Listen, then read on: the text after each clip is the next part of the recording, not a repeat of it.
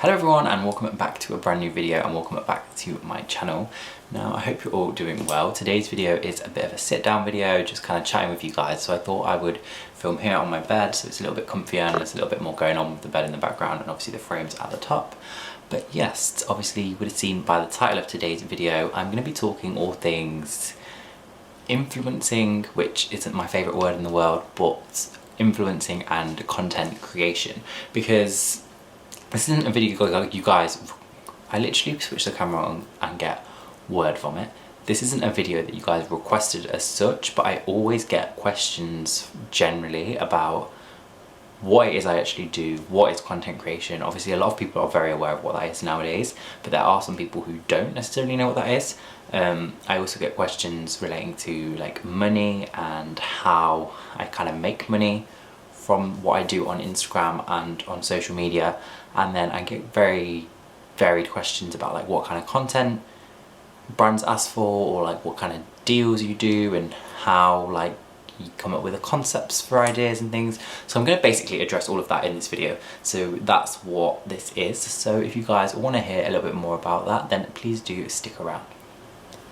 Okay, so the first thing I'm going to address is essentially what it is I do, because that's probably the best place to start for anyone that doesn't know what influencing or content creation is. Just a little disclaimer, I'm probably going to use the word influencing a lot in this video, but I actually don't like using that word. I think influencing suggests obviously that you have some level of influence, which to an extent you probably do if you encourage someone to make a purchase of an item, if you're showing them something or a service or a product, but I don't know, it just doesn't sit right with me, so I prefer to use content creator, content creation, but in this video I probably am going to say the word influencer or influencing quite a lot, so I'm just going to address that before I get fully into the video. But yeah, essentially content creation is exactly what it says on the tin. It is creating content in various different forms. So obviously I mainly use Instagram as my main platform, so Instagram is based mainly on photos. That's how it kind of started, and obviously it's grown over time to involve a lot more video content as well. So we now have not only main feed, but you have Reels, which is obviously the Instagram version of TikTok, and then you also have IGTV, which is another feature of like video format.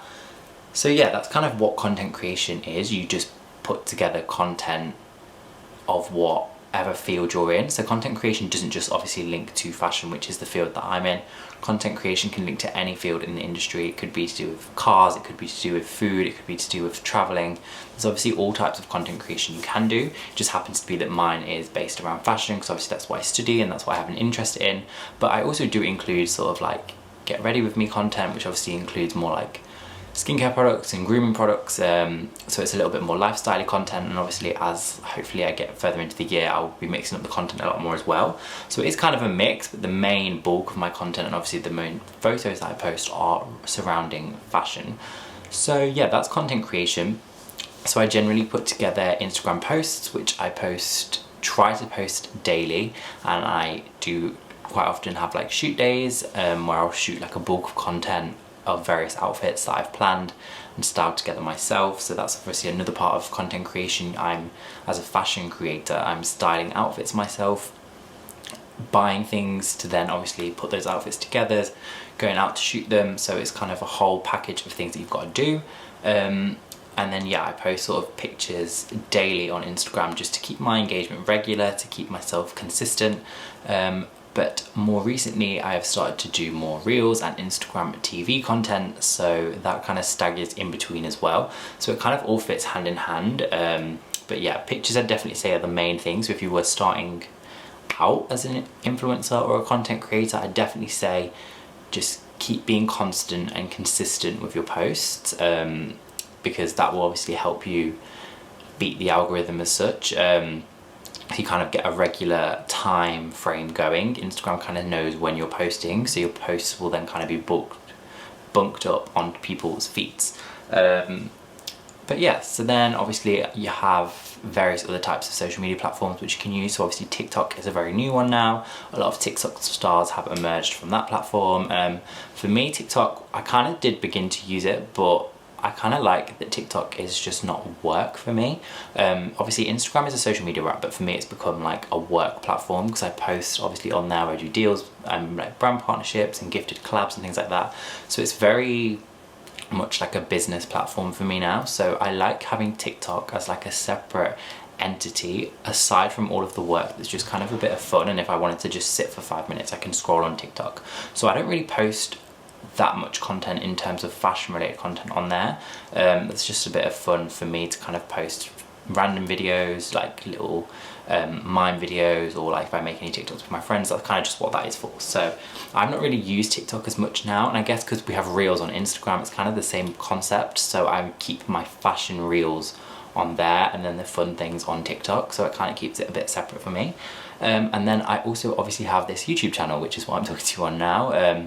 YouTube for me is something that I wanted to do for a while, just because I think it adds another element of sort of depth to your content creation. I feel like Instagram is very one-dimensional in that you look at my pictures and you look at my videos, but you don't actually get to know me. Whereas I feel like on this YouTube channel I can show you a variety of other content. You guys can get to know me and my personality a lot better, and that was essentially why I wanted to start YouTube. So yeah, that's why I have this platform, but it is, I'd say, like something that sits alongside my Instagram. But all of my platforms I do enjoy, and they are obviously fun for me. I enjoy going out and shooting content for Instagram. I enjoy sitting here filming videos for you guys as well. So it kind of sits hand in hand in like a hobby and work, and they kind of fit together for me. But yeah, so that's kind of what content creation is. There's not really much more to it. Obviously it differs very much from industry to industry. Obviously if you're doing content creation for travel, it obviously involves traveling to different places. You can't just do it from home. Well, I guess you could write about places if you've researched them, but usually obviously people like to travel to those places, so it just varies in how you create content depending on what field you're in. So the next point I'm going to address, which kind of follows on from that, is like inspiration and like ideas for content.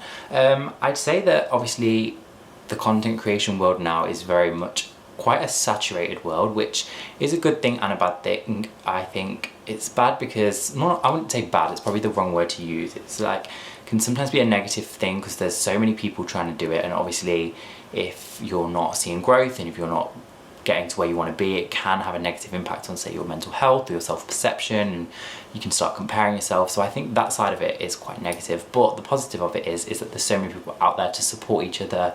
Obviously you can take inspiration from each other, you can collaborate with each other, so it is quite a balanced side, I guess, being such a saturated market. So yeah, obviously you can get inspiration from each other, that's one of the best things, and obviously as a sort of micro influencer, which is what I'd say I am now, you obviously look up to the bigger influencers who are, and see what they're doing, so you can kind of take inspiration from that, which I guess is what fashion brands used to do back in the day when they used to look at the runway shows, and obviously they still kind of do that to an extent now, so it kind of just filters down through the levels. But Pinterest is definitely a big one for inspiration. I know that if I have a certain product that I'm doing in a sort of collaboration with a brand and I'm a bit stuck on how to shoot it, or like how to be fun with it, or how to be creative with it, I just type in like related keywords or the product name into Pinterest, and it'll obviously bring up loads and loads of images. Honestly, on Pinterest you can type in anything and there will be results. It's probably better than Google, to be honest. So yeah, Pinterest is definitely one for inspiration. I think Pinterest is good because it's a regular thing that you can check, so it's always got new content on there. You can obviously pin things down, so say if there's an outfit I've seen on there that I want to recreate in my next shoot, I can pin it and then go back to it in 2 weeks time and it'll still be there, kind of thing. So yeah, Pinterest is definitely good for inspiration. So I guess even if you're not a content creator and you're generally just looking for outfit inspiration or any kind of content inspiration, then definitely check out Pinterest, because that is where I would say I get a lot of my inspiration from. And obviously utilize the world around you as well. Obviously, I keep saying obviously, I've probably said it a lot of times already, so if you hear me say it again, maybe we turn this into a drinking game and you guys have a shot every time I say obviously.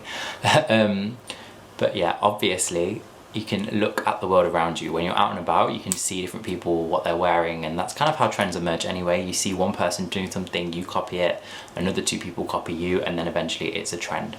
But yeah, I think just if you're looking for inspiration for things, definitely use Pinterest.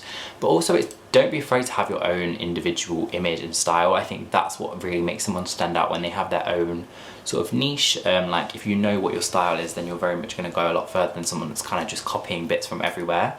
I know that what my style is very much like chilled, loungewear, streetwear vibe. So people often request like smarter content from me, which I do sometimes. I mix up like suits and formal wear into my sort of style, but I wouldn't wear like a full three-piece suit with brogues because that just isn't me, and I wouldn't be posting that on my social media. But I might wear a suit with like trainers and a cap because that does fit into my style. So I think knowing your own style really helps with content creation too, and sort of getting inspiration, because you can take something like a trend, for example, and turn it into your own. So I definitely think having your own style and not being afraid to show that is definitely important too. Okay, so enough about what content creation is. I feel like you guys kind of get the idea now, and obviously a lot of you will know anyway because it is such a big saturated market at the minute. But a lot of questions I get are how it kind of works in terms of working with brands and getting deals and how they come around.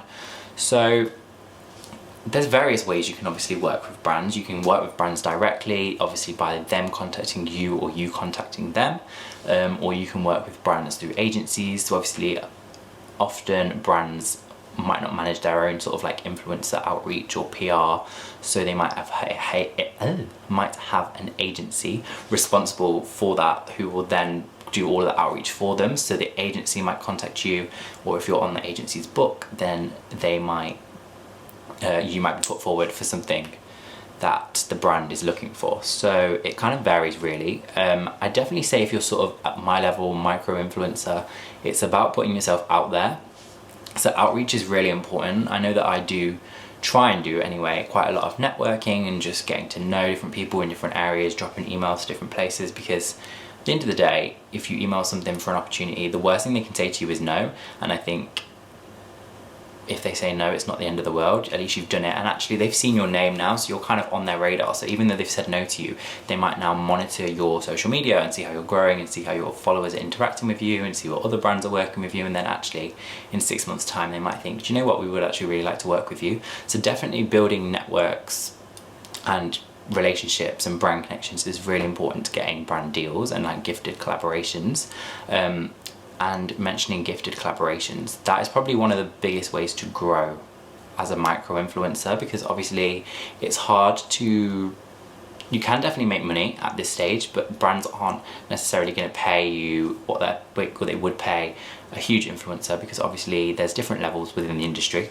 So gifted collaborations are a great way to build relationships and obviously receive products from brands and have that rapport and create the content.